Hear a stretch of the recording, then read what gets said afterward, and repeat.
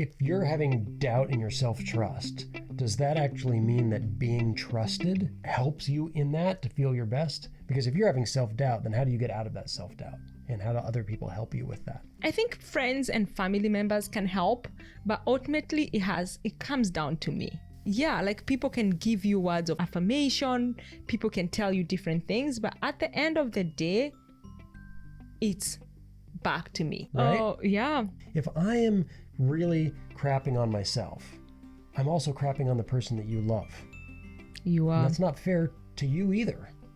Like, because you don't like it if somebody comes to you and says, "Hey, Sarah, I think Matthew has all these terrible things." You'd be like, "Get out of my life." Like, so why are you saying why that should to I do yourself? that? Exactly.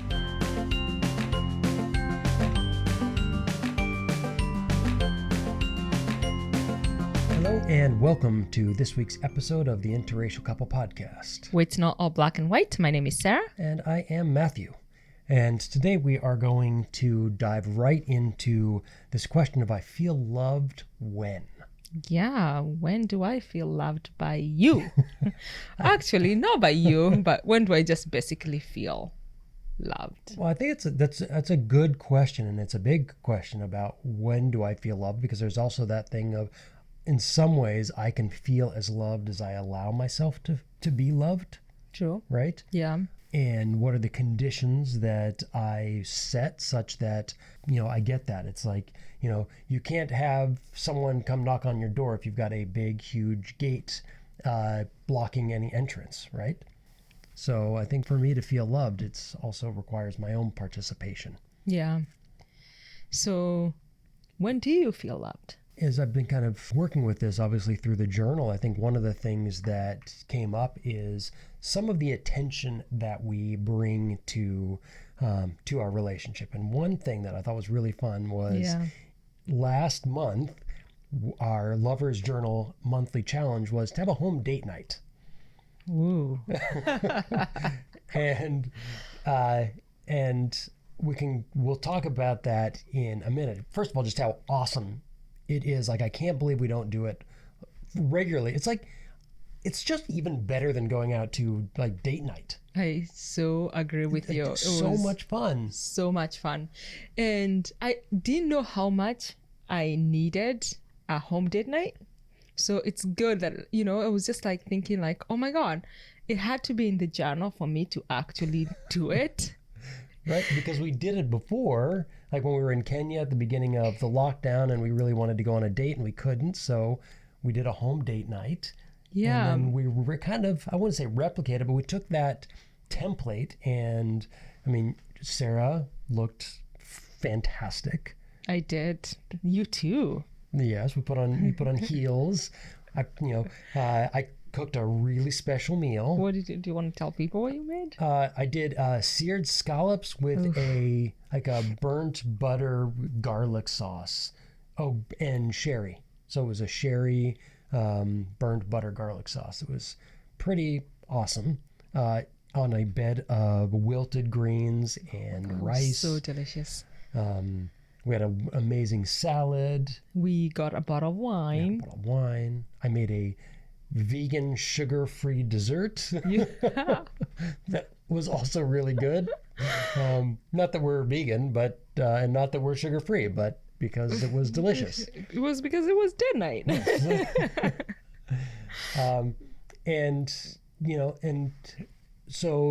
But we haven't done many of those, but when we did, and every time we have done it, it's been phenomenal. It has been. Let's just kind of do a little brief recap on the night. So we got dressed up. I made a really special meal. We opened a bottle of wine. And one of the things, even kind of before that, when you have company come over and you're like, oh, company's coming, we got to make the house nice. Yeah. Well, when you're doing home date night, we didn't sweat like crazy doing a ton of chores, but we vacuumed, we made sure, we cleaned up the kitchen and the dining room, just made a really nice space. Like the candle. Like music. Oh, yeah, the music. So I think there was, the process of going through that and the setting up and everything. And I will say one thing that kind of caught me off guard. We did it on a Thursday night. And, we had a bottle of wine, and that made, that was ultimately going to mean the next morning we're going to be a little bit slower. We stayed up really late. I remember kind of the day was getting a little bit out of hand. We had a lot of things to do, and I just thought, wow, should we just not do it? Which is what happened last time we wanted to do it. We were like, I'm tired. We have a lot to do. Let's not do it. Right. And this time, we almost had that same feeling of like, there's just too much going on a Thursday. Yeah. And then the next day, we're going to have to get up and be productive or not productive.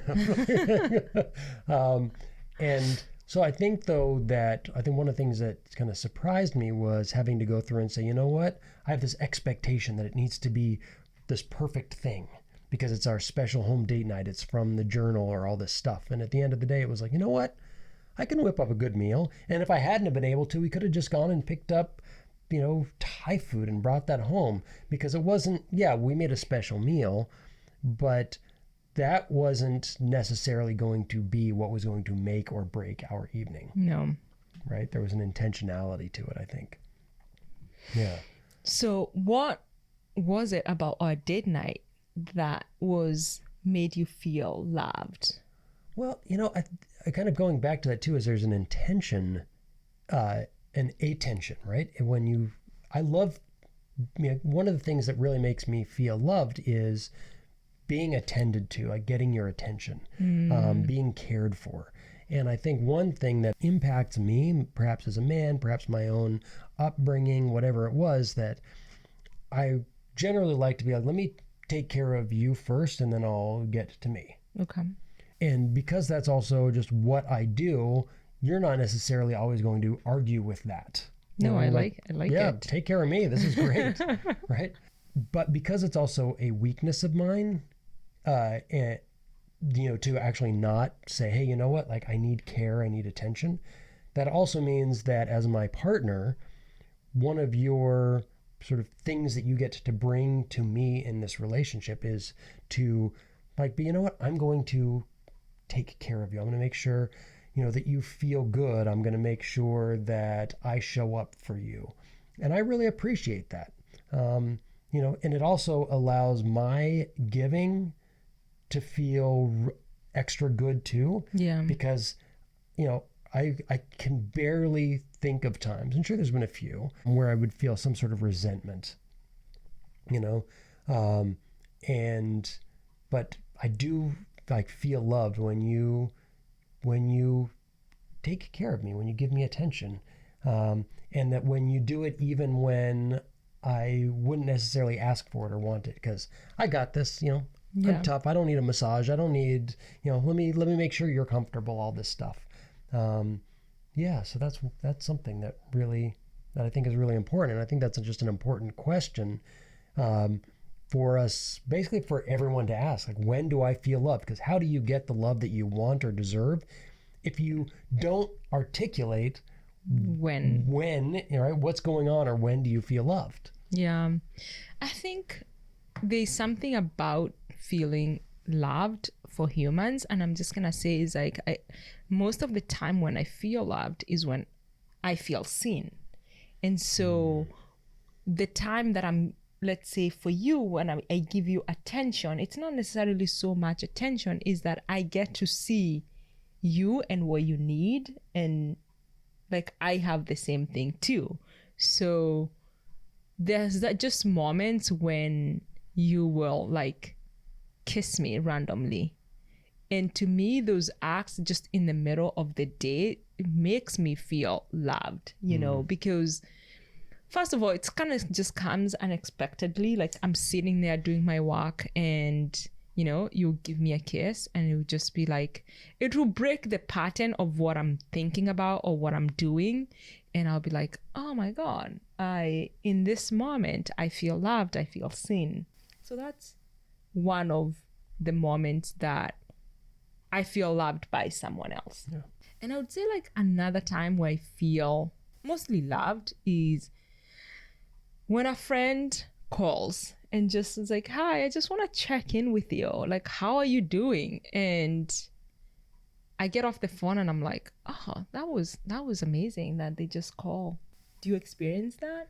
Yeah, for sure. And it's fun even just hearing you say that as of a reminder that that's not necessarily my strong suit Yeah. with my friends to check in with kind of anybody. I'm like, I assume that if you need something, you will call. And literally, I'm also that person that if you called me and said, hey, I need something, like I'll show up. Yeah. But I'm not necessarily the person that's going to just kind of do the random check in. But just to kind of like hearing you say that as a good reminder, because actually, when we've spent significant amounts of time apart, right? We spend all of our time together when we are together, but in the last couple of years, we've spent chunks of time not together.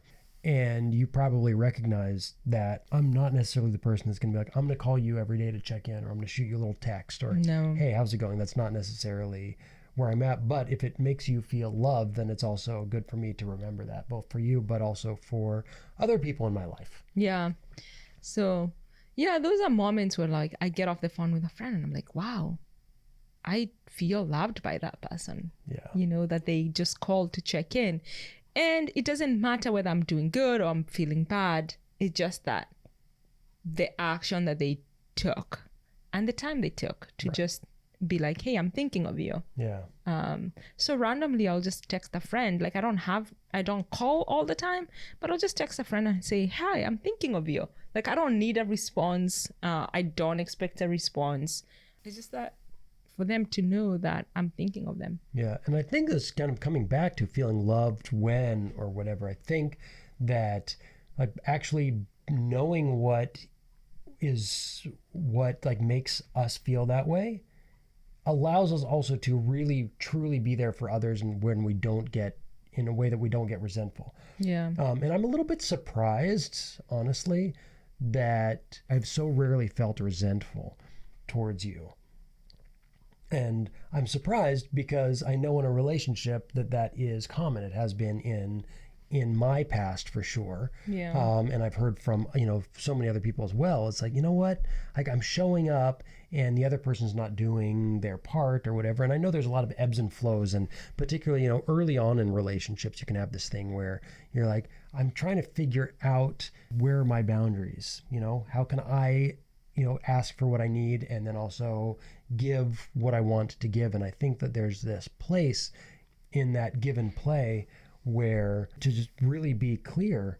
And so sometimes, you also hear this thing of, oh, so-and-so's needy, right? Yeah. And is neediness actually coming from a place of not being clear with what I actually need, right? If my needs are met, I'm no longer needy. Correct. And there's something underneath it. And so it was actually going to lead me to another thing that we had, discussed from the journal, which was, I feel best when. And one of the things for me too was I feel best when I'm trusted.